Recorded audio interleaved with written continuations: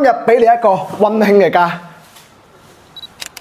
依間屋嘅整體風格咧，業主係參照咗小番薯同款嘅，成間屋裝修保養非常之溫馨噶啦。57方入正，剛需兩房小戶型，總價講緊都係200萬出頭嘅啫。還有什麼老破小？咁當年中海嘅呢個設計嘅話咧，係做咗個陽改房，亦都係 N+1房。當時候呢個佈局咧係非常之新穎噶啦。樓下咧正就係我哋嘅呢個華師附小啦，家門口目送式接送嘅，整體嘅風格。